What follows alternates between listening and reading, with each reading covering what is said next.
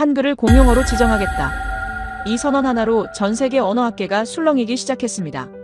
불과 20년 만에 한국어가 세계 5대 언어 반열에 오르며 일부 국가에서는 한글을 공용어로 검토하겠다는 공식 선언까지 나왔는데요.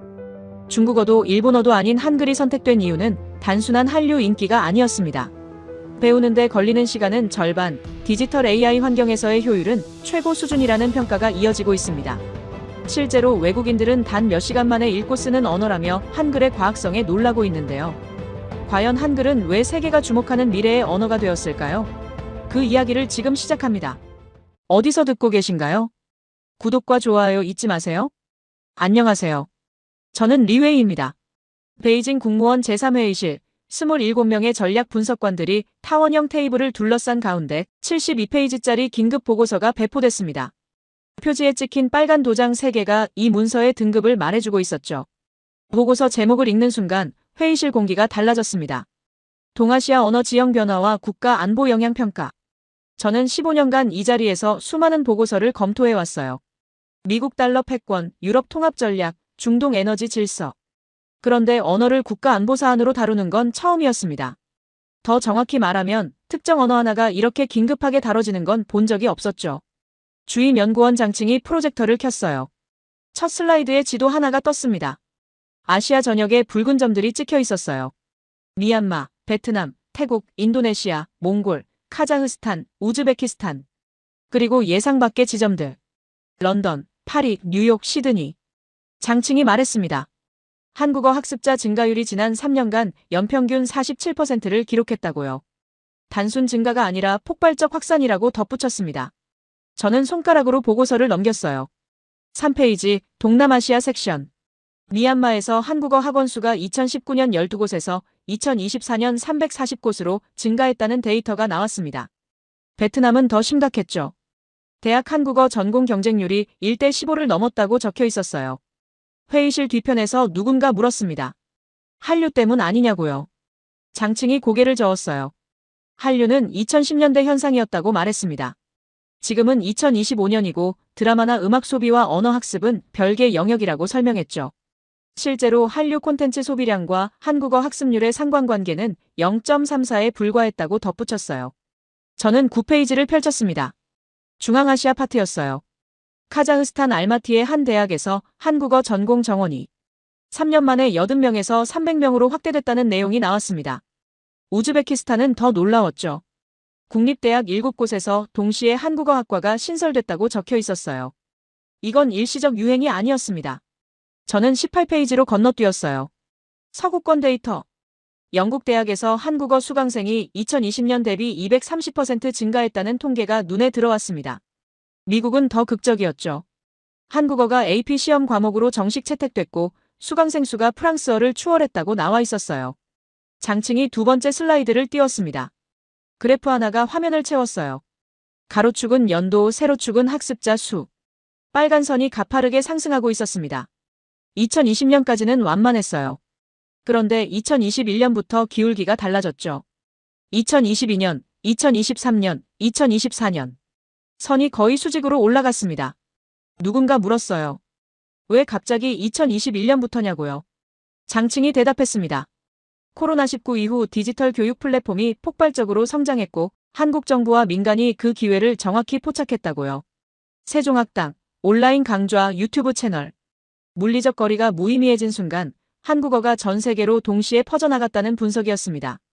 저는 고개를 들었어요. 회의실 안 사람들 표정이 미묘하게 굳어 있었습니다. 이건 단순한 언어 통계 보고가 아니었어요. 누구도 입 밖으로 꺼내지 않았지만 모두 같은 질문을 하고 있었죠. 왜 중국어가 아니라 한국어인가? 저는 24페이지를 폈습니다. 언어 선택 동기 조사 섹션이었어요. 미얀마 응답자 340명 중 78%가 취업 기회 확대를 선택 이유로 꼽았습니다. 베트남은 한국 기업 진출 가능성 82%. 몽골은 제3국 이민 경로 67%. 패턴이 보였어요. 이들은 한국 문화가 좋아서 한국어를 배우는 게 아니었습니다. 한국어가 자신의 삶을 바꿀 수 있다고 믿었기 때문이었죠. 언어가 단순한 소통 도구를 넘어 생존 전략이 되고 있었어요. 장칭이 세 번째 슬라이드를 띄웠습니다. 중국어 학습자 추이 그래프였어요. 파란 선이 2015년까지는 상승했지만 이후 정체됐습니다. 2020년부터는 오히려 하락세였죠. 특히 동남아시아 지역에서 감소폭이 컸어요. 회의실이 조용해졌습니다. 중국어, 한국어 인식 비교 챕터. 베트남 대학생 500명 대상 설문조사 결과가 나와 있었습니다. 중국어에 대한 인식 필수적이지만 강제적이다 73%. 한국어에 대한 인식 선택 가능한 미래다 81%. 저는 볼펜을 내려놨어요. 손이 떨렸습니다. 이건 호감도 차이가 아니었어요. 근본적인 관계 구조의 차이였죠. 중국어는 거래를 위해 어쩔 수 없이 배우는 언어. 한국어는 자신이 원하는 삶을 위해 선택하는 언어.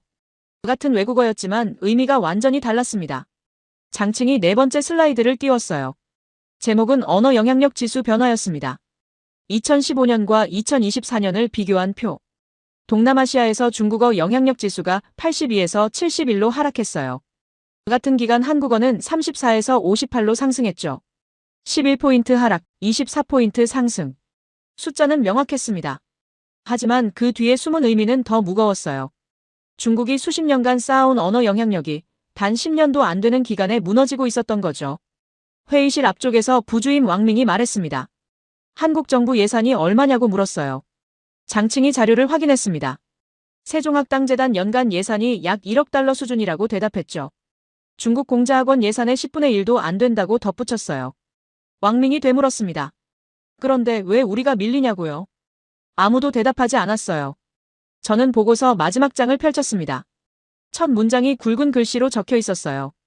한국어 확산은 문화현상이 아닌 지정학적 선택의 결과로 판단됨. 두 번째 문장은 더 직접적이었습니다. 중국어 중심 언어 질서에 대한 구조적 이탈 가능성 존재. 세 번째 문장에서 저는 손을 멈췄어요. 72시간 내 고위급 검토 필요. 저는 고개를 들었습니다. 회의실 천장의 형광등이 너무 밝았어요. 눈이 부셨죠. 장칭이 마지막 슬라이드를 띄웠습니다. 빨간 글씨 한 줄. 현장 검증 즉시 착수 권고. 회의가 끝났어요. 사람들이 자리에서 일어났지만 아무도 서두르지 않았습니다. 모두 같은 생각을 하고 있었죠. 이게 정말 가능한 일인가? 한국 같은 작은 나라의 언어가 중국 영향력을 흔들 수 있다는 게 믿어지지 않았어요. 하지만 숫자는 거짓말하지 않았습니다. 그래프는 분명했죠. 지도 위 붉은 점들은 계속 늘어나고 있었어요. 저는 복도로 나왔습니다. 창밖으로 베이징 도심이 보였어요. 고층 빌딩, 넓은 도로, 오가는 차들. 이 거대한 도시가, 이 강력한 나라가 5천만 인구의 반도 국가 언어에 불안해하고 있었습니다. 이건 유행이 아니었습니다. 전략이었죠. 한국은 언어를 무기로 만들지 않았어요. 대신 언어를 출구로 만들었습니다. 사람들이 스스로 선택하게 했죠. 강요하지 않았어요. 필요를 만들지도 않았습니다. 그냥 가능성을 보여줬을 뿐이에요. 그리고 그게 더 강력했습니다. 저녁 7시 제 휴대전화가 울렸어요. 국무원 사무처였습니다. 내일 오전 긴급 후속회의가 소집됐다는 통보였죠. 안건은 하나. 한국어 확산 현장 조사단 구성 및 파견. 저는 전화를 끊고 창밖을 봤습니다. 베이징 밤하늘은 언제나처럼 탁했어요. 별이 보이지 않았죠. 하지만 저 멀리 어딘가에서는 수백만 명이 한글 자모를 쓰고 있었습니다. 기역, 니은, 디귿. 24개의 기호. 그 단순한 조합이 지금 세계 언어 지형을 바꾸고 있었어요. 저는 보고서를 다시 펼쳤습니다. 이제 숫자가 아니라 사람이 보이기 시작했어요. 미얀마의 20살 청년. 베트남의 대학생. 몽골의 젊은 여성. 그들이 왜 한국어를 선택했는지 직접 가서 물어봐야 했습니다. 그게 우리에게 주어진 시간이었습니다. 이게 단순한 문화 현상인지 아니면 질서 변화의 시작인지 판단해야 했어요. 저는 노트북을 켜고 항공편을 검색했습니다. 베이징에서 양곤까지 7시간. 첫 목적지는 정해져 있었어요. 중국이 가장 오래, 가장 깊이 영향력을 행사해온 나라. 미얀마. 그곳에서 답을 찾아야 했습니다. 왜 형제국 국민들이 중국어가 아니라 한국어를 선택하는지. 양곤 국제공항 입국장. 습도 78%의 공기가 피부에 달라붙었습니다. 에어컨이 돌아가는 공항 안에서도 땀이 났어요. 제 앞에 입국 심사대가 12개 열려 있었지만 중국 여권을 든 승객들 줄만 유독 느리게 움직였죠. 심사관이 제 여권을 펼쳤습니다. 시선이 차갑게 느껴졌어요. 도장을 찍는 손길도 기계적이었습니다. 환영이 아니라 처리. 그게 이곳에서 중국인이 받는 첫 인사였죠. 공항 밖으로 나왔습니다. 택시 기사들이 몰려들었어요. 영어로 말을 걸었습니다. 저는 중국어로 답했죠. 순간 분위기가 달라졌어요. 미소가 사라졌습니다. 한 명이 고개를 저으며 돌아섰고 나머지도 곧 흩어졌어요. 제 옆에 선 현지 가이드 땅쇠가 작은 목소리로 말했습니다.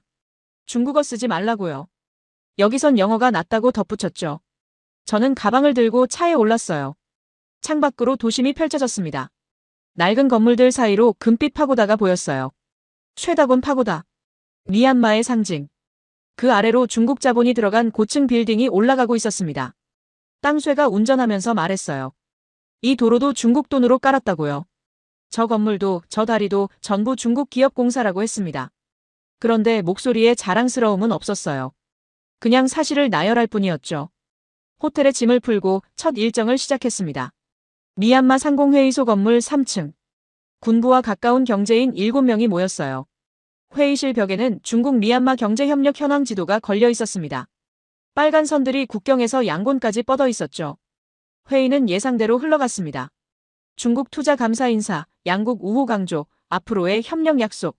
45분 동안 단 한 명도 불편한 표정을 짓지 않았어요. 저는 질문했습니다. 한국어 학습 열풍에 대해 어떻게 생각하느냐고요. 분위기가 미묘하게 경직됐어요. 한 사람이 입을 열었습니다. 젊은이들 사이에서 인기가 있다고 말했죠. 드라마 때문이라고 덧붙였어요. 다른 사람들이 고개를 끄덕였습니다. 저는 다시 물었어요. 그게 중국어 수요에 영향을 주냐고요. 침묵이 흘렀습니다. 누군가 차를 마셨고 또 누군가 서류를 넘겼어요. 대답은 없었죠.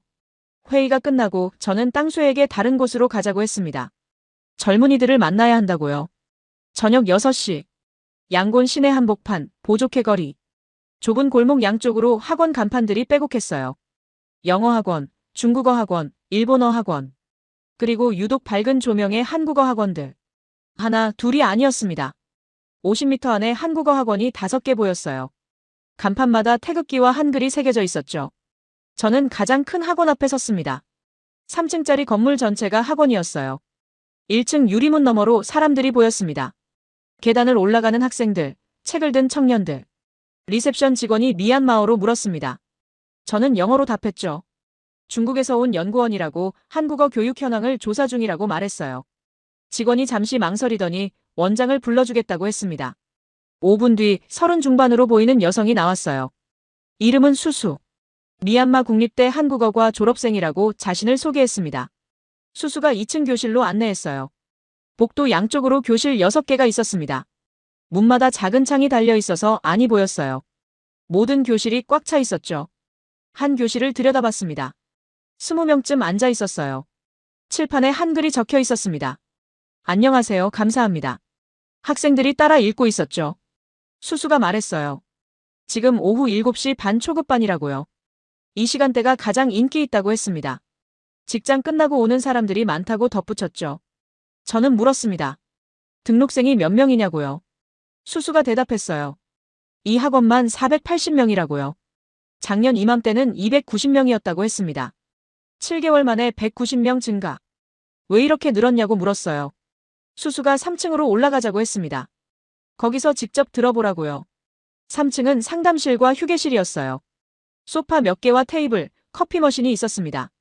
책장에 한국 교재들이 꽂혀 있었죠. 2명의 젊은 남성이 앉아 있었어요. 수수가 소개했습니다. 저는 그들에게 왜 한국어를 배우냐고 물었습니다. 미얀마에 진출한 한국 제조업체가 늘고 있어 한국 회사에 취직하고 싶다고 말했습니다. 거기 들어가면 월급이 다르다고 덧붙였죠. 현지 기업은 월 200달러, 중국 기업은 250달러, 한국 기업은 400달러부터 시작한다고 말했어요. 중국 기업은 계약 기간이 짧고 연장이 불확실하다고요. 한국 기업은 2년 계약에 성과 평가 후 정규직 전환 기회가 있다고 설명했죠. 조민코가 끼어들었어요. 더 중요한 게 있다고요. 뭐냐고 물었습니다. 조민코가 조용히 말했어요. 네우. 한국 기업은 미얀마 직원을 사람처럼 대한다고요. 중국 기업은 아니라고 덧붙였습니다. 저는 뒷걸음질 쳤어요. 가슴이 답답했습니다. 수수가 차를 가져왔어요. 저는 한 모금 마셨습니다. 쓴맛이 입안에 남았죠. 조민코가 계속 말했습니다. 자기 형이 중국 건설 현장에서 일했다고요. 하루 12시간 노동에 잔업수당 없었다고 했습니다. 안전장비도 제대로 안 줬다고요. 6개월 일하고 임금 체불당했다고 덧붙였어요. 그래서 한국어를 배우냐고 물었습니다. 조민코가 고개를 끄덕였어요. 형 전철을 밟고 싶지 않다고요. 한국어 잘하면 선택권이 생긴다고 말했습니다. 민툰이 덧붙였어요. 중국어 잘하면 중국 공사장밖에 갈 데 없다고요. 한국어 잘하면 제조업체, 물류회사, 심지어 한국 본사로도 갈 수 있다고 했습니다. 저는 자리에서 일어났습니다. 더 물어볼 게 없었어요. 아니, 물어봐야 할 게 너무 많았지만 물을 용기가 없었습니다. 수수가 1층까지 배웅했어요. 계단을 내려가면서 물었습니다. 중국어 학원은 요즘 어떠냐고요. 수수가 창밖을 가리켰어요. 50m 떨어진 건물. 2층에 중국어 학원 간판이 보였습니다. 불이 꺼져 있었어요. 작년에 문 닫았다고 수수가 말했습니다. 학생이 안 모였다고요. 저는 학원 밖으로 나왔어요. 거리는 여전히 붐볐습니다. 오토바이, 차, 사람들. 그 속에서 한국어 학원 불빛만 유독 밝았어요. 차 안에서 창밖을 봤습니다. 중국 통신사 광고판이 보였어요. 중국 은행 간판도 있었습니다. 중국 식당, 중국 상점. 이 도시 곳곳에 중국 흔적이 있었죠. 그런데 사람들은 한국어를 배우고 있었어요. 호텔방에 돌아왔습니다. 노트북을 켜고 오늘 내용을 정리했어요. 민툰의 말, 조민코의 말, 예예몬의 말. 타이핑하면서 깨달았습니다. 이들은 중국어를 거부하는 게 아니었어요. 다만 중국어만으로는 충분하지 않다고 판단했죠. 중국어는 거래 언어. 한국어는 가능성의 언어. 같은 외국어였지만 무게가 달랐습니다.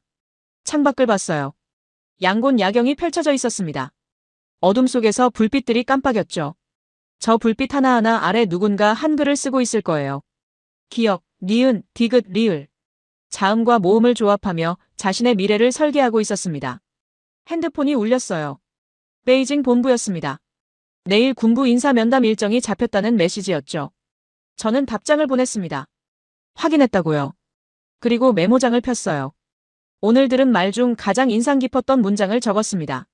중국어 잘하면 빚진 공사장으로 가고 한국어 잘하면 계약서가 바뀝니다. 조민코가 한 말이었어요. 단순한 비교가 아니었습니다. 이건 생존 공식이었죠. 저는 노트북을 덮었습니다. 내일 군부 인사를 만나면 전혀 다른 이야기를 들을 거예요. 중국과의 우호, 협력의 중요성, 양국 관계의 미래. 하지만 그건 위층 이야기일 뿐이었습니다. 거리에선 이미 다른 선택이 이루어지고 있었어요. 다음 날 오전 10시. 네피도 정부청사 3호관 회의실이었습니다. 양곤에서 차로 5시간 거리. 미얀마 수도는 텅 비어 있었어요. 8차선 도로에 차가 거의 없었습니다. 거대한 건물들 사이로 바람만 불었죠. 회의실 테이블은 20명이 앉을 수 있는 크기였어요. 하지만 앉아있는 사람은 단 5명. 미얀마 상무부 차관, 투자청 국장, 그리고 군복 입은 2명의 장성. 저를 포함해 중국 측 2명. 차관이 먼저 입을 열었습니다. 중국의 관심에 감사한다고요. 양국 관계는 형제 이상이라고 말했어요. 피로 맺어진 우정이라고 덧붙였죠. 저는 고개를 끄덕였습니다. 예의상 미소를 지었어요. 투자청 국장이 서류를 펼쳤습니다. 중국, 미얀마 경제협력 현황 보고서였어요. 페이지마다 숫자가 빼곡했습니다. 총 투자액 180억 달러. 프로젝트 개수 47개. 고용 인원 8만 3천 명. 국장이 설명을 이어갔어요. 중국, 미얀마 경제회랑 사업이 순조롭게 진행 중이라고요. 윈난성에서 만달레이를 거쳐 양곤까지 이어지는 루트라고 했습니다. 고속도로, 철도, 송유관이 동시에 건설된다고 덧붙였죠. 저는 자료를 넘겼어요. 지도가 나왔습니다. 중국 남서부에서 미얀마를 관통해 인도양까지 빨간 선이 그어져 있었어요. 차관이 말했습니다. 이 루트가 완성되면 미얀마는 아시아 물류 중심지가 될 거라고요. 중국도 말라카 해협을 우회할 수 있다고 강조했어요. 맞는 말이었습니다. 중국 입장에서 미얀마는 단순한 우방이 아니었어요. 인도양으로 나가는 유일한 육로였죠. 말라카 해협은 미국 해군이 통제하는 병목 지점. 전쟁이 나면 봉쇄당할 수 있는 곳이었습니다. 그래서 중국은 미얀마에 막대한 돈을 쏟아부었어요. 짜오퓨 항구 개발, 송유관 건설, 경제특구 조성. 전부 전략적 투자였죠. 회의는 40분간 이어졌습니다. 수치 나열, 미래 전망, 상호 협력 다짐. 듣기 좋은 말들 뿐이었어요. 회의가 끝나고 군 장성 한 명이 저를 복도로 불렀습니다. 담배를 꺼내며 물었어요. 어제 양국에서 뭘 봤냐고요. 저는 솔직하게 대답했습니다. 한국어 학원을 방문했다고요. 장성이 담배 연기를 내뿜었어요. 그거 문제라고 말했습니다. 젊은이들이 헛된 꿈을 꾼다고 했죠. 왜 헛되냐고 물었어요. 장성이 설명했습니다. 한국 기업이 뭘 할 수 있겠냐고요. 몇백 명 고용하는 게 전부라고 말했어요. 중국은 수만 명을 먹여 살린다고 강조했죠. 저는 고개를 끄덕였습니다. 하지만 속으로는 다른 생각을 했어요. 몇백 명이라도 그들에게는 전부일 수 있다고요. 네피도를 떠나 다시 양곤으로 돌아왔습니다. 하지만 이번엔 다른 곳으로 향했어요. 짜오표. 미얀마 서부 해안 도시. 차로 7시간이 걸렸습니다.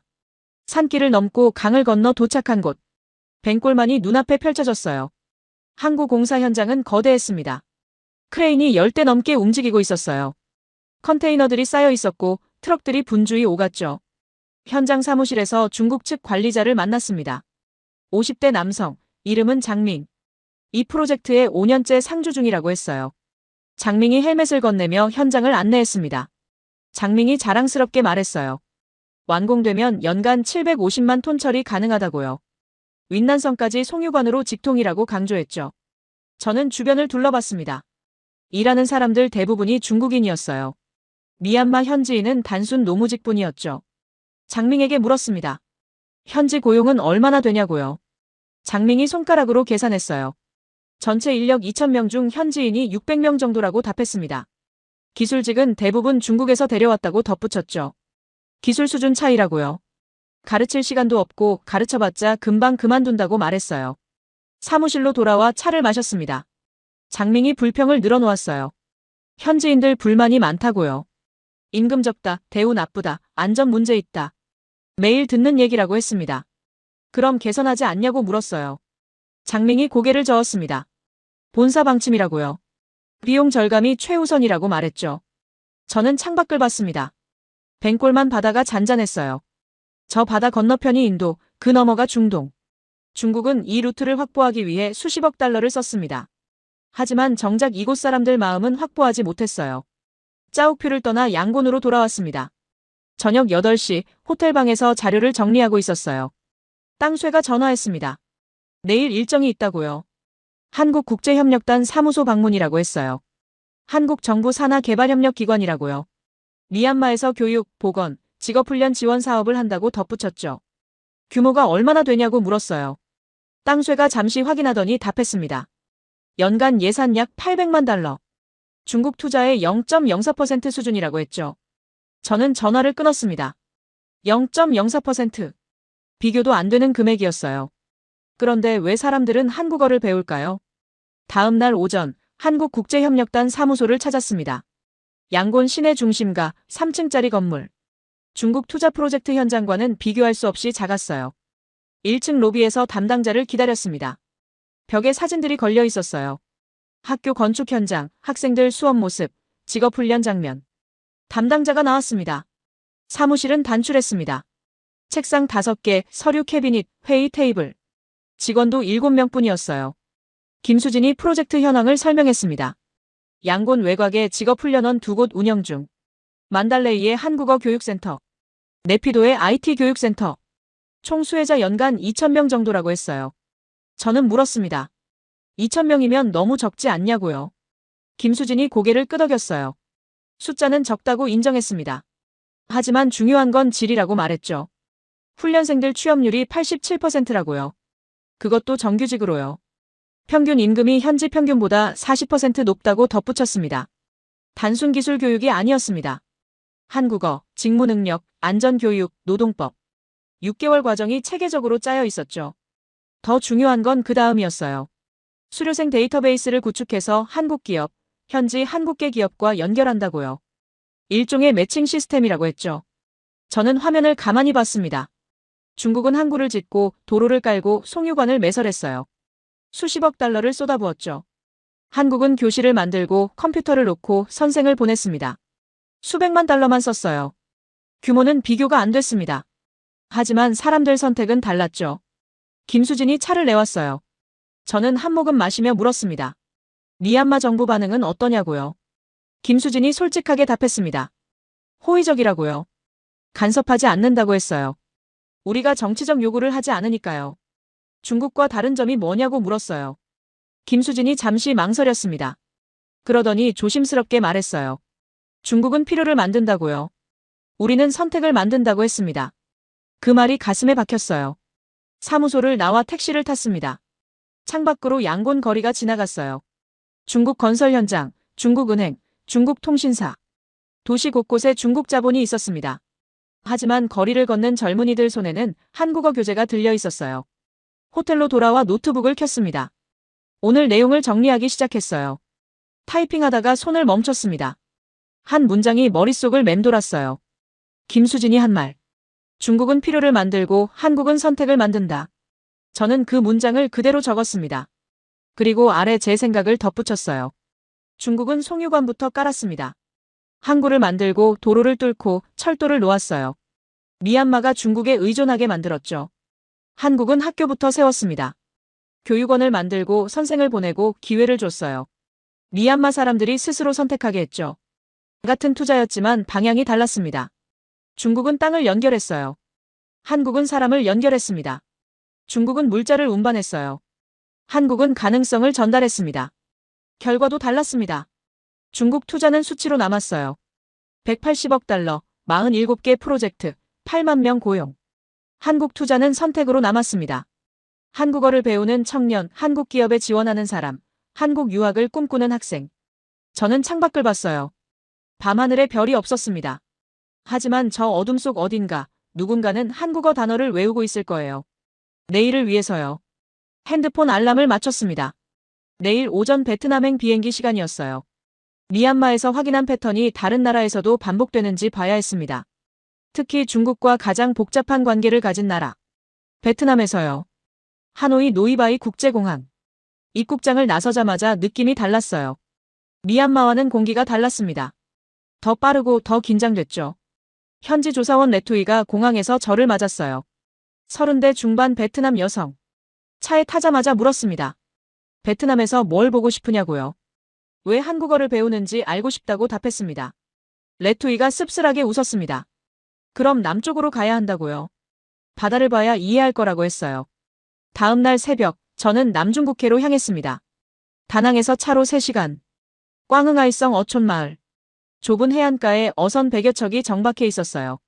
선착장에 어부들이 모여 있었습니다. 그물을 손질하고 어구를 정리하고 담배를 피웠죠. 레토이가 한 노인에게 다가가 베트남어로 말을 걸었어요. 노인 이름은 점반탄. 50년간 이 바다에서 고기를 잡았다고 했습니다. 점반탄이 바다를 가리켰어요. 저 너머가 파라셀 군도라고 말했습니다. 베트남은 황사군도라고 부른다고 덧붙였죠. 중국 이름은 시사군도. 중국이 점령한 섬들이었어요. 점반탄이 이야기를 시작했습니다. 5년 전 일이라고요. 자기 아들이 어선을 몰고 조업 나갔다고 했어요. 파라셀 인근 해역. 대대로 고기 잡던 곳이었죠. 그런데 중국 해경선이 나타났습니다. 확성기로 경고가 울렸어요. 중국 영해라고. 즉시 떠나라고. 아들은 항의했습니다. 우리 바다라고 외쳤죠. 중국 해경이 방수포를 쐈어요. 어선 엔진이 멈췄습니다. 중국 선원들이 올라와 어구를 바다에 던졌어요. 잡은 고기도 전부 버렸죠. 아들은 일주일 억류됐습니다. 벌금 5,000달러. 어선 한 척 값이었어요. 점반탄이 눈을 붉혔습니다. 이 바다가 우리 거라고요. 할아버지 때부터 고기 잡던 곳이라고 말했어요. 그런데 이젠 나갈 수가 없다고 했습니다. 다른 어부가 끼어들었어요. 응우 옌득타잉이 말했어요. 큰아들이 작년에 한국어를 배우기 시작했다고요. 어업으로는 미래가 없고 중국이 바다를 막았다고 했습니다. 아들은 육지에서 살 길을 찾아야 한다고 덧붙였죠. 그래서 한국어냐고 물었어요. 응우 옌득타잉이 고개를 끄덕였습니다. 다낭에 한국 공장이 많다고요. 한국어 하면 취직할 수 있다고 말했어요. 중국 공장도 많지 않냐고 물었습니다. 응우 옌득타잉 표정이 굳었어요. 중국 회사에는 안 보낸다고요. 바다에서 당한 걸 잊을 수 없다고 했습니다. 저는 선착장을 걸었어요. 어선마다 낡았습니다. 페인트가 벗겨지고 녹이 슬었죠. 새 어선을 살 돈이 없다고 했어요. 중국 해경 때문에 조업 범위가 줄었다고요. 한 젊은 어부가 다가왔습니다. 스마트폰을 꺼내 화면을 보여줬어요. 한국어 학습 앱이었습니다. 매일 1시간씩 공부한다고요. 6개월째라고 했습니다. 왜 배우냐고 물었어요. 레스원이 바다를 가리켰습니다. 이 일은 끝났다고요. 중국이 섬을 빼앗고 바다를 막고 어부를 쫓아낸다고 말했어요. 그래서 육지로 가야 한다고 했습니다. 다낭 한국 공장에 지원할 거라고요. 중국 공장은 어떠냐고 물었습니다. 레스원이 고개를 저었어요. 절대 안 간다고요. 바다에서 우리를 쫓아낸 나라라고 강조했죠. 다낭으로 돌아와 한국기업공단을 방문했습니다. 리엔찌에우 공단, 한국 섬유, 전자, 기계업체 30여 개가 입주해 있었어요. 레투이가 한 섬유 공장을 안내했습니다. 공장 안은 분주했어요. 재봉틀 소리, 기계 돌아가는 소리. 직원 200명이 일하고 있었습니다. 인사팀장 쩐티마이를 만났어요. 35세, 한국어 전공 출신이라고 했습니다. 쩐티마이가 설명했어요. 직원 절반이 해안 지역 출신이라고요. 어촌 마을에서 온 사람들이라고 했습니다. 왜 어부들이 공장에 오냐고 물었어요. 쩐티마이가 답했습니다. 어업이 무너졌다고요. 남중국해 분쟁 때문이라고 설명했어요. 그들도 한국어를 배우냐고 물었습니다. 쩐티마이가 고개를 끄덕였어요. 회사에서 주 2회 한국어 수업을 연다고요. 자발적 참여인데 출석률이 80%라고 덧붙였죠. 왜 그렇게 높으냐고 물었어요. 쩐티마이가 설명했습니다. 한국어 잘하면 관리자로 승진할 수 있다고요. 임금도 오른다고 했어요. 한 직원을 만났습니다. 팜티후엔, 29세, 3년 전까지 어부 딸이었다고 했어요. 팜티후엔이 이야기했습니다. 아버지가 중국 해경에 3번 억류당했다고요. 어구를 빼앗기고 벌금 내고 빚만 늘었다고 말했어요. 그래서 육지로 나왔다고 했습니다. 한국어 배우고 공장 들어오고 지금은 반장이라고 덧붙였죠. 중국 공장은 생각 안 했냐고 물었어요. 팜티후엔이 단호하게 답했습니다. 중국은 우리 바다를 뺏었다고요. 그 나라 회사에 갈 순 없다고 강조했어요. 저녁에 하노이로 돌아왔습니다. 호텔방에서 오늘을 정리했어요. 노트북을 켰지만 타이핑이 잘 안 됐습니다. 남중국해. 중국은 섬을 점령하고 인공섬을 만들고 군사기지를 세웠어요. 베트남 어선을 쫓아내고 어부를 억류하고 어구를 파괴했습니다. 베트남은 항의했지만 소용없었어요. 군사력 차이가 컸죠. 그래서 베트남은 다른 선택을 했습니다. 대나무 외교. 휘대 꺾이지 않기. 중국과 거래하되 의존하지 않기. 미국, 일본, 한국과 관계 강화하기. 그 과정에서 한국어가 선택됐어요. 중국에 맞설 수는 없었습니다. 하지만 중국만 보고 살 순 없었어요. 출구가 필요했죠. 한국어는 그 출구였습니다. 바다를 빼앗긴 어부의 아들이 한국어를 배웠어요. 공장에 들어가 반장이 됐습니다. 중국이 닫은 문을 한국어로 다른 문을 열었죠. 저는 창밖을 봤습니다. 하노이 야경 너머 어딘가 남중국해가 있었어요. 그곳에서 중국 해경선이 순찰하고 있을 겁니다. 하지만 육지에서는 수만 명이 한국어를 배우고 있었어요. 중국어는 거래용. 어쩔 수 없이 배우는 언어. 한국어는 커리어용. 미래를 위해 선택하는 언어. 레투이가 했던 말을 다시 적었습니다. 중국은 가깝지만 편하지 않아요. 한국은 멀지만 안전해요. 핸드폰 알람을 맞췄습니다. 내일 몽골행 비행기였어요. 베트남에서 확인했습니다. 지리적으로 가까워도 정치적으로 복잡하면 사람들은 다른 선택을 한다는 것. 그럼 지리적으로도 도망칠 곳 없는 나라 몽골은 어떨까요? 칭기스칸 국제공항. 울란바토르 현지 시각 오후 4시였습니다. 비행기에서 내리자마자 바람이 매서웠어요. 12월 몽골 기온은 영하 18도. 차가운 공기가 폐를 찔렀습니다.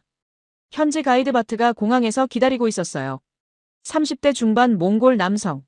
차에 타자마자 물었습니다. 어디부터 보고 싶으냐고요. 저는 답했어요. 중국 국경 지역을 보고 싶다고요. 바트가 눈썹을 치켜 올렸습니다. 왜 거기냐고 물었어요. 저는 설명했습니다. 몽골이 중국에 얼마나 의존하는지 보고 싶다고요. 바트가 고개를 끄덕였어요. 그럼 자민, 우두로 가야 한다고 말했습니다. 다음 날 새벽 5시, 저는 남쪽으로 향했습니다. 울란바토르에서 차로 14시간. 고비 사막을 가로질러 중국 국경 마을 자민, 우두에 도착했어요. 마을 입구에 거대한 세관 건물이 서 있었습니다. 주차장에 트럭이 수백 대 줄 서 있었어요. 전부 중국으로 가거나 중국에서 온 차량들이었죠. 세관 앞 식당에서 아침을 먹었습니다. 트럭 운전사들이 가득했어요. 담배 연기가 자욱했습니다. 한 운전사에게 말을 걸었어요. 이름은 바트 바야르. 45세. 20년째 이 길을 다닌다고 했습니다. 바트 바야르가 설명했어요. 하루 평균 트럭 800대가 국경을 넘는다고요. 몽골에서 석탄, 구리, 형석을 싣고 중국으로 간다고 했습니다. 중국에서 생필품, 기계, 건자재를 싣고 몽골로 온다고 덧붙였죠. 중국 없으면 몽골이 어떻게 되냐고 물었어요. 바트바야르가 단호하게 답했습니다. 못 산다고요. 수출의 90%가 중국으로 간다고 말했어요. 그런데 표정이 밝지 않았습니다. 왜 그러냐고 물었어요. 바트바야르가 조용히 말했습니다. 중국이 가격을 정한다고요. 몽골은 받아들일 수밖에 없다고 했어요. 세관 건물로 갔습니다. 2층 관측대에서 국경을 내려다봤어요. 철조망 너머 중국 얼렌하우터 마을이 보였습니다. 몽골 쪽보다 10배는 컸어요. 고층 건물, 공장, 도로. 완전히 다른 세계였죠. 세관 직원 에르덴바트를 만났습니다. 38세. 이곳에서 12년째 근무 중이라고 했어요. 에르덴바트가 설명했습니다. 국경을 통과하는 화물의 95%가 중국 관련이라고요. 몽골 경제가 중국에 완전히 연결돼 있다고 강조했죠. 선택의 여지가 없냐고 물었어요. 에르덴바트가 지도를 펼쳤습니다. 몽골을 가리켰어요. 위는 러시아, 아래는 중국. 바다가 없는 내륙국이라고 말했습니다. 러시아로 수출은 안 되냐고 물었어요. 에르덴바트가 고개를 저었습니다. 러시아 경제도 어렵다고요. 게다가 러시아는 몽골 자원이 필요 없다고 했어요. 그럼 어떻게 하냐고 물었습니다. 에르덴바트가 답했어요. 중국에 팔 수밖에 없다고요. 하지만 의존하지 않으려 노력한다고 덧붙였죠. 무슨 뜻이냐고 물었어요. 에르덴바트가 설명했습니다. 제3의 이웃 전략이라고요. 중국도 러시아도 아닌 나라들과 관계를 만든다고 했어요. 어떤 나라들이냐고 물었습니다. 에르덴바트가 손가락을 꼽았어요. 미국, 일본, 한국, 독일. 물리적으론 멀지만 전략적으론 가까운 나라들이라고 말했죠. 울란바토르로 돌아와 오유톨고이 광산 지역으로 향했습니다. 수도에서 남쪽으로 550km. 세계 최대 구리 광산이었어요. 광산 입구에서 한국계 협력업체 관계자를 만났습니다. 이름은 최진수.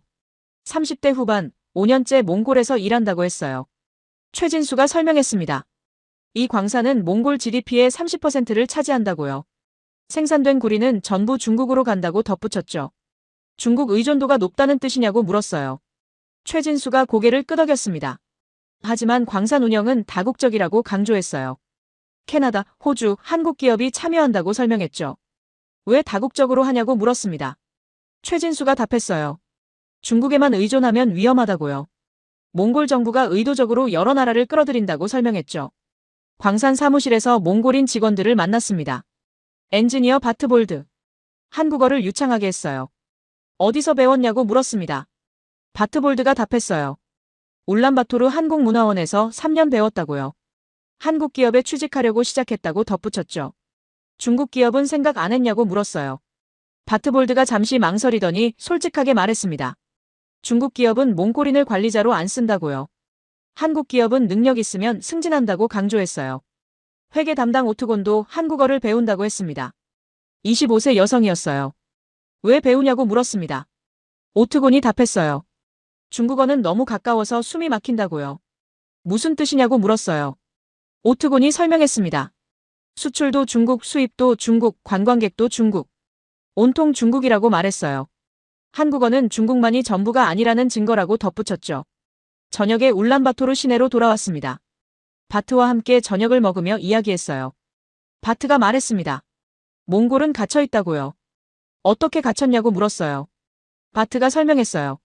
지리적으로 갇혔다고요. 바다가 없고 중국과 러시아 사이에 끼어 있다고 했습니다. 경제적으로도 갇혔다고 덧붙였어요. 수출의 90%가 중국으로 가고 수입의 70%가 중국에서 온다고 설명했죠. 그래서 어떻게 하냐고 물었습니다. 바트가 답했어요. 작은 창을 만든다고요. 무슨 창이냐고 물었어요. 바트가 설명했습니다. 언어 창고라고요. 영어, 일본어, 한국어. 중국어 말고 다른 언어를 배워서 다른 나라와 연결될 통로를 만든다고 했어요. 그래서 한국어냐고 물었습니다. 바트가 고개를 끄덕였어요. 한국은 작지만 강하다고요. 중국처럼 억압하지 않는다고 말했습니다. 한국어는 새로운 가능성이라고 강조했죠. 호텔방으로 돌아와 노트북을 켰습니다. 오늘 내용을 정리하면서 몽골의 절박함이 보였어요. 국경세관에서 본 트럭 행렬. 광산에서 본 중국 의존도. 전부 숫자로 증명됐습니다. 수출 90%, 수입 70%. 몽골은 중국 없이 하루도 못 삽니다. 하지만 바로 그래서 한국어를 배웠어요. 완전히 종속되지 않으려는 몸부림. 중국만 보고 살지 않으려는 전략. 한국어는 그들에게 출구였습니다. 오트곤이 했던 말을 다시 적었어요. 중국어는 너무 가까워서 숨이 막혀요. 한국어는 중국만이 전부가 아니라는 증거예요. 창밖을 봤습니다. 울란바토르 야경이 어둠 속에서 반짝였어요. 저 불빛 하나하나 아래서 누군가는 한국어를 배우고 있을 겁니다. 중국 그늘에서 벗어나기 위해서요. 핸드폰 알람을 맞췄습니다. 내일 중앙아시아행 비행기였어요. 몽골에서 확인한 패턴이 더 먼 곳에서도 반복될까요? 알마티 국제공항. 카자흐스탄 현지 시각 오전 11시였습니다. 공항을 빠져나오자 눈이 쌓여 있었어요. 12월 중앙아시아는 추웠지만 공기는 맑았습니다. 현지 가이드 아이굴이 공항에서 기다리고 있었어요. 30대 초반 카자흐 여성. 차에 타자마자 한국어로 인사했습니다. 저는 놀라서 물었어요. 한국어를 어디서 배웠냐고요? 아이굴이 답했습니다. 할머니가 고려인이라고요. 고려인이 뭐냐고 물었어요. 아이굴이 설명했습니다. 1937년 소련이 연해주 조선인들을 중앙아시아로 강제 이주시켰다고요. 할머니도 그때 왔다고 말했어요. 첫 목적지는 우슈토베였습니다. 알마티에서 차로 4시간. 작은 마을이었어요. 인구 3만 명. 그중 절반이 고려인이라고 아이굴이 말했습니다. 마을 입구에 표지판이 서 있었어요. 러시아어, 카자흐어, 그리고 한글. 우슈토베 고려인 마을. 중앙광장에 작은 박물관이 있었습니다. 고려인 역사박물관 간판이 붙어 있었어요. 관장 김알렉산드르가 저를 맞았습니다. 70대 초반 3세대 고려인이라고 했어요. 김알렉산드르가 전시실을 안내했습니다. 벽에 사진들이 걸려 있었어요. 1937년 강제 이주 장면, 화물열차, 황량한 벌판. 김알렉산드르가 설명했습니다. 당시 17만 명이 기차에 실려왔다고요. 한 달간 이동했다고 했어요. 수천 명이 죽었다고 덧붙였죠. 사진 한 장이 눈에 들어왔습니다. 벌판에 천막을 치고 사는 사람들. 겨울이었어요. 김알렉산드르가 조용히 말했습니다. 첫 해 겨울에 3만 명이 죽었다고요. 추위와 굶주림 때문이라고 했어요. 살아남은 사람들은 집단 농장을 만들었습니다. 사막 한가운데 벼농사를 시작했어요. 어떻게 가능했냐고 물었어요. 김알렉산드르가 답했습니다. 한국인은 쌀 없이 못 산다고요. 불가능해도 해냈다고 말했어요. 전시실 구석에 작은 방이 있었습니다. 한글 교과서들이 전시돼 있었어요. 1940년대, 1950년대 책들. 김알렉산드르가 설명했습니다. 처음엔 한글 학교가 있었다고요. 하지만 1950년대 스탈린 시대에 폐쇄됐다고 했어요. 한국어 사용이 금지됐다고 덧붙였죠. 그럼 언어가 사라졌냐고 물었어요. 김알렉산드르가 고개를 끄덕였습니다. 2세대부터 러시아어만 쓰게 됐다고요. 한국어는 집에서 조금씩만 남았다고 말했어요. 그런데 지금은 어떠냐고 물었습니다. 김알렉산드르가 웃었어요. 다시 배우기 시작했다고요. 젊은 세대가 한국어를 찾는다고 강조했죠. 왜 다시 배우냐고 물었어요. 김알렉산드르가 답했습니다. 정체성도 있지만 현실적 이유가 더 크다고요. 한국 기업, 한국 유학, 한국 비자. 한국어가 있어야 기회가 온다고 설명했어요. 마을 한국어 학원을 방문했습니다. 2층짜리 건물. 1층은 교실, 2층은 도서관이었어요. 선생님 박미라를 만났습니다. 45세 고려인 4세. 한국에서 2년 살다 왔다고 했어요. 박미라가 교실을 보여줬습니다. 학생 20명이 앉아 있었어요. 절반은 고려인, 절반은 카자흐인이었습니다. 칠판에 문장이 적혀 있었어요. 저는 학교에 갑니다. 박미라가 학생들에게 따라하라고 했습니다. 학생들이 소리내 읽었어요. 수업 후 학생 몇 명과 이야기했습니다. 고려인 청년 김세르게이. 22세. 왜 한국어를 배우냐고 물었어요. 김세르게이가 답했습니다. 한국 가고 싶다고요. 할아버지 나라라고 말했어요. 카자흐인 여학생 아이자나도 있었습니다. 왜 배우냐고 물었어요. 아이자나가 설명했습니다. 한국어가 카자흐어랑 비슷하다고요. 배우기 쉽다고 강조했죠. 무슨 뜻이냐고 물었어요. 박미라가 칠판에 예문을 썼습니다. 한국어 나는 학교에 간다. 카자흐어, 맨미터이 KTPK 바로미터와 IN. 문장 구조가 똑같았어요. 주어 마이너스 목적어 마이너스 동사 순서. 박미라가 설명했습니다. 한국어와 카자흐어는 알타이 어족이라고요. 문법이 비슷하다고 했어요. 그게 중요하냐고 물었습니다. 박미라가 고개를 끄덕였어요. 러시아어는 구조가 완전히 다르다고요. 배우는데 2년 걸린다고 했습니다.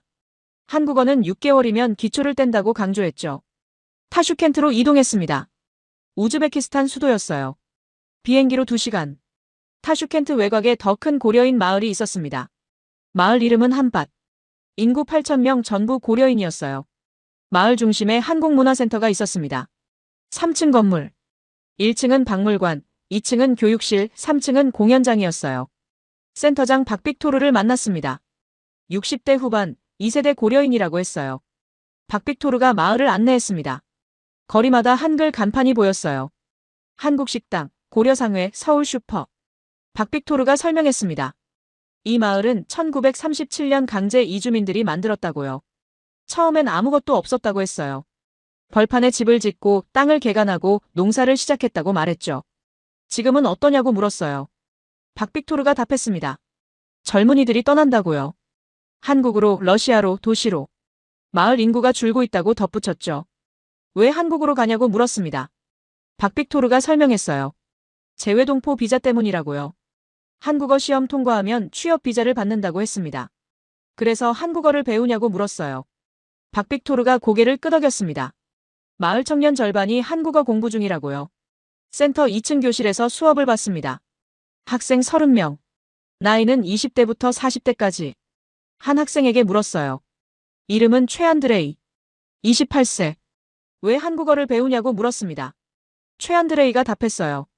한국 가서 일하고 싶다고요. 여기선 미래가 없다고 말했어요.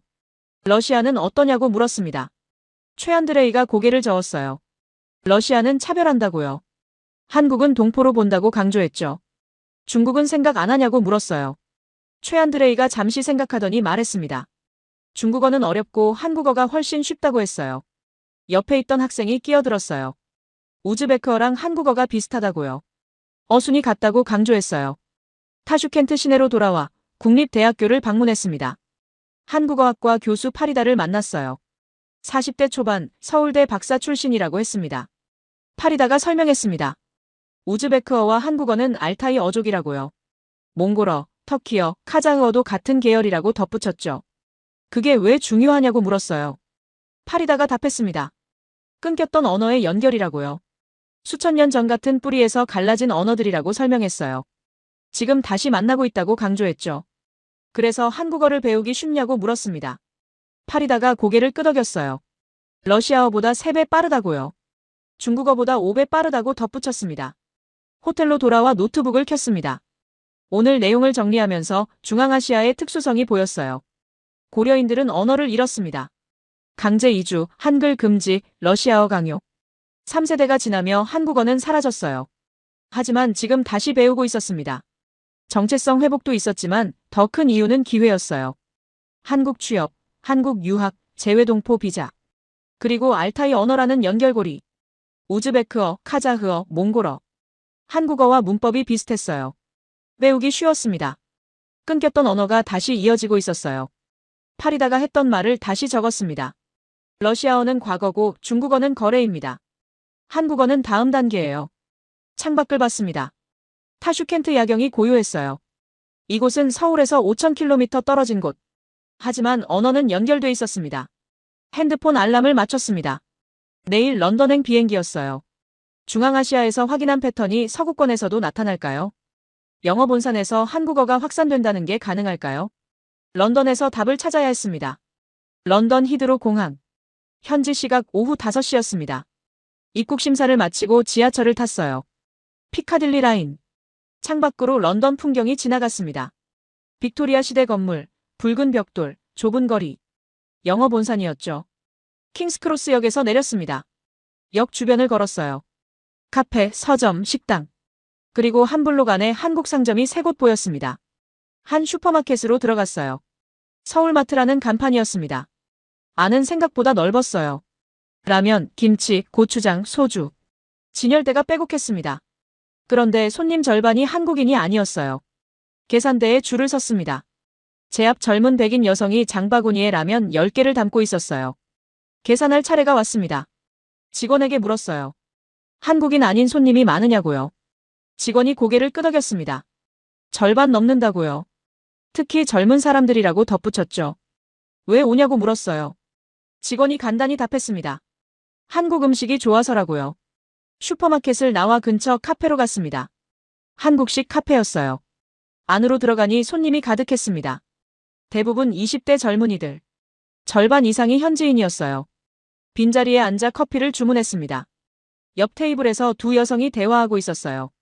한 명은 한국어로, 한 명은 영어로. 조심스럽게 말을 걸었습니다. 한국어 공부하시냐고요. 영국인 여성이 환하게 웃었어요. 유니버시티 칼리지 런던 대학원생이라고 했습니다. 에밀리가 설명했습니다. 2년 전부터 한국어를 배운다고요. 지금 중급 수준이라고 했어요. 왜 한국어를 배우냐고 물었습니다. 에밀리가 잠시 생각하더니 답했어요. 한국 사회가 궁금해서라고요. 무슨 뜻이냐고 물었어요. 에밀리가 설명했습니다. 처음엔 드라마 때문에 관심 생겼다고요. 하지만 보다 보니 궁금해졌다고 했어요. 저런 사회는 어떻게 돌아갈까? 사람들은 어떻게 살까? 그래서 언어를 배우냐고 물었습니다. 에밀리가 고개를 끄덕였어요. 언어 배워야 진짜로 알 수 있다고요. 번역으로는 한계가 있다고 강조했죠. 한국 가본 적 있냐고 물었어요. 에밀리가 답했습니다. 작년에 2주 다녀왔다고요. 서울, 부산, 제주도. 혼자 여행했다고 덧붙였죠. 어땠냐고 물었습니다. 에밀리가 눈을 빛냈어요. 놀라웠다고요. 깨끗하고 안전하고 시스템이 잘 돌아간다고 말했습니다. 밤 12시에 혼자 걸어도 무섭지 않았다고 강조했어요. 런던은 어떠냐고 물었습니다. 에밀리가 씁쓸하게 웃었어요. 런던은 밤에 조심해야 한다고요. 특히 여자 혼자는 위험하다고 말했죠. 다음 날 런던 대학교 동양아프리카 학대학을 방문했습니다. 한국학과가 있는 곳이었어요. 학과 사무실에서 리처드 교수를 만났습니다. 50대 초반 30년간 한국학을 연구했다고 했어요. 리처드 교수가 자료를 보여줬습니다. 한국어 수강생 통계였어요. 5년 만에 거의 3배였습니다. 왜 이렇게 늘었냐고 물었어요. 리처드 교수가 설명했습니다. 한류 영향도 있지만 그게 전부는 아니라고요. 학생들 동기가 변했다고 했어요. 어떻게 변했냐고 물었습니다. 리처드 교수가 답했어요.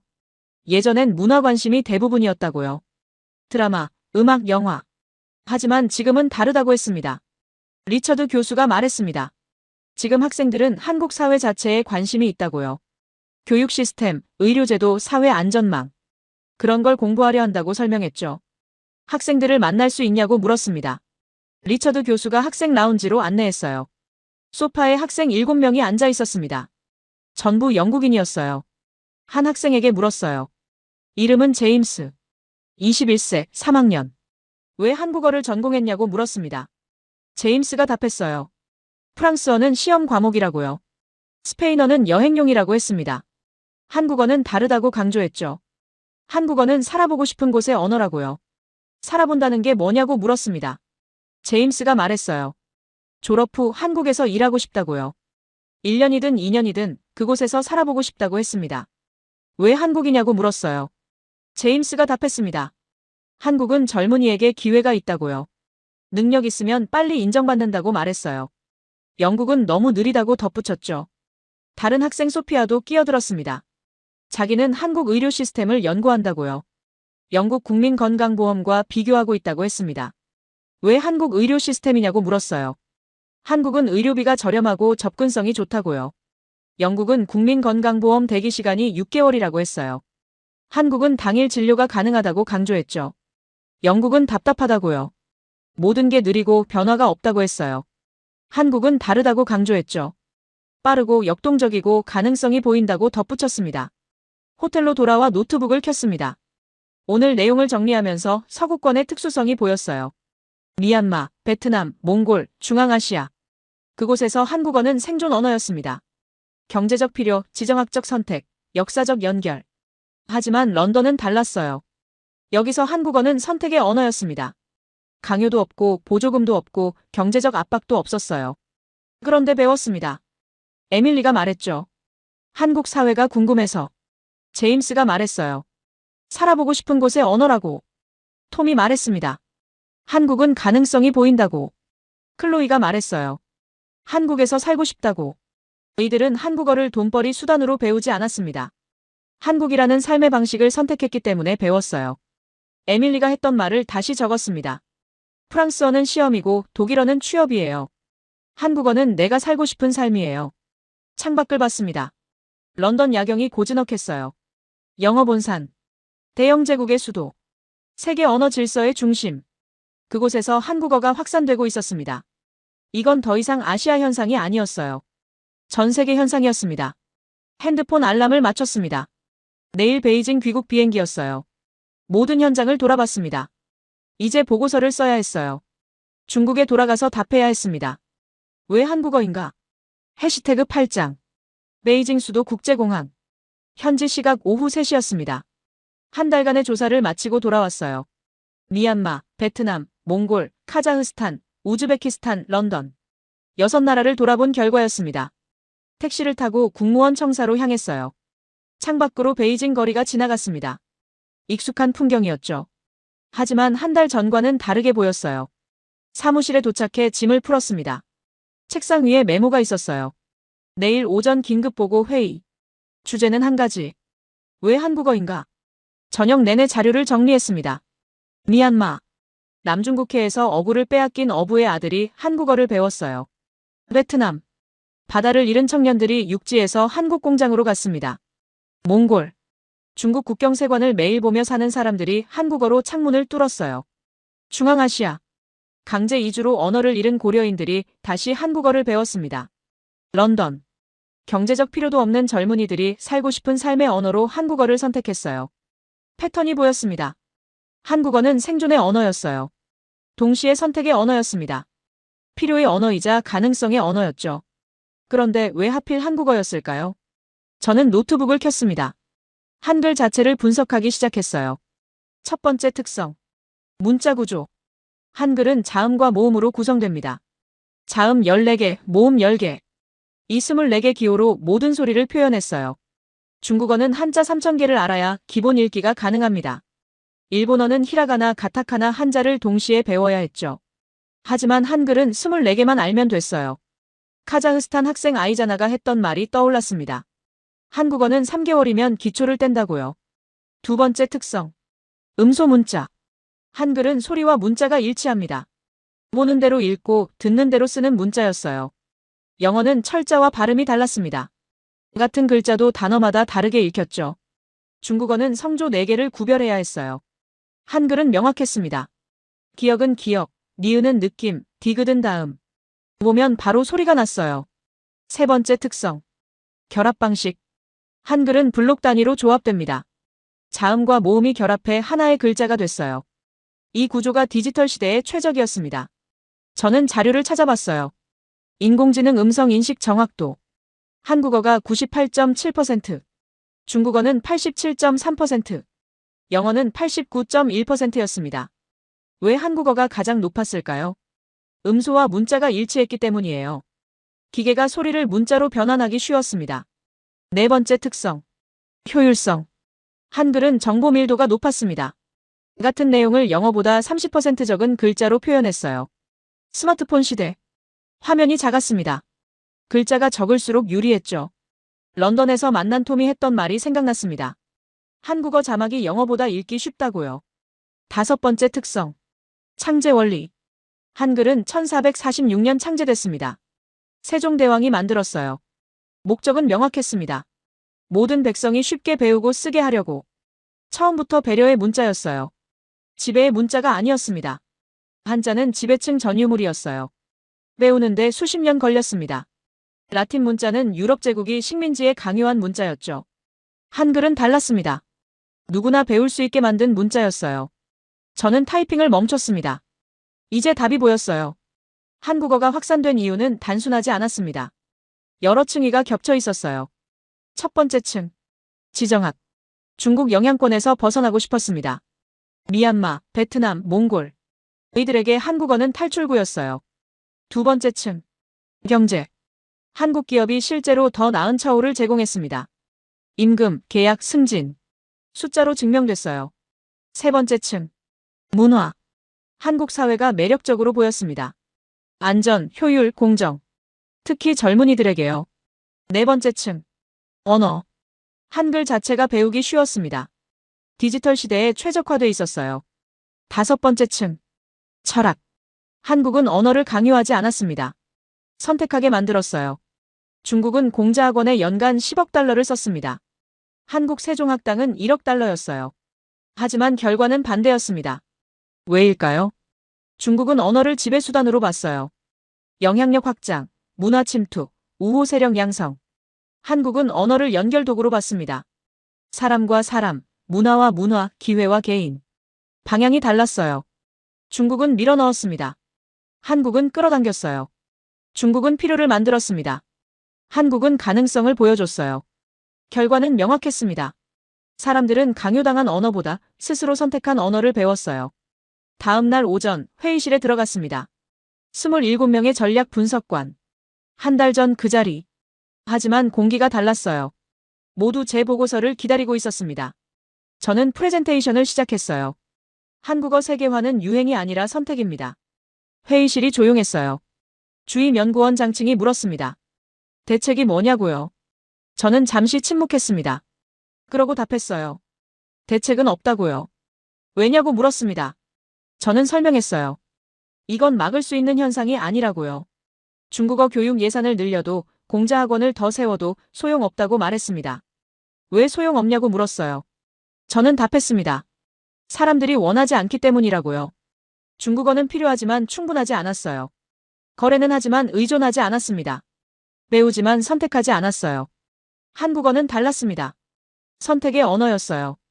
부주임 왕밍이 반박했습니다. 그럼 우리가 질 수밖에 없냐고요. 저는 고개를 저었어요. 지고 이기는 게 아니라고 말했습니다. 그럼 뭐냐고 물었어요. 저는 창밖을 봤습니다. 베이징 하늘이 탁했어요. 우리는 언어를 지배하려 했다고 말했습니다. 한국은 언어가 스스로 선택받게 만들었다고 덧붙였어요. 접근이 달랐습니다. 철학이 달랐어요. 회의가 끝났습니다. 사람들이 하나둘 자리를 떴어요. 아무도 말이 없었습니다. 저는 회의실에 혼자 남았어요. 프레젠테이션 화면을 끄지 않았습니다. 마지막 슬라이드가 그대로 떠 있었죠. 한국어 세계화는 유행이 아니라 선택입니다. 창밖을 봤습니다. 저 멀리 어딘가 미얀마 청년이 한국어 단어를 외우고 있을 거예요. 베트남 공장에서 누군가 한국어로 보고서를 쓰고 있을 겁니다. 몽골 광산 직원이 한국어 수업을 듣고 있을 거예요. 우즈베키스탄 고려인 할머니가 손녀에게 한글을 가르치고 있을 겁니다. 런던 카페에서 영국 청년이 한국어 교재를 펼치고 있을 거예요. 기역, 니은, 디귿, 리을. 24개의 기호. 570년 전 한 임금이 백성을 위해 만든 문자. 지금 전 세계로 퍼지고 있었습니다. 강요해서가 아니었어요. 선택받아서였습니다. 필요해서가 아니었어요. 가능성 때문이었습니다. 권력으로가 아니었어요. 매력으로였습니다. 저는 노트북을 열었습니다. 최종 보고서 마지막 문단을 적기 시작했어요. 한국어 세계화는 유행도 선전도 아닙니다. 각자의 자리에서 살아남기 위해, 더 나은 삶을 위해, 새로운 가능성을 위해 내린 선택의 결과입니다.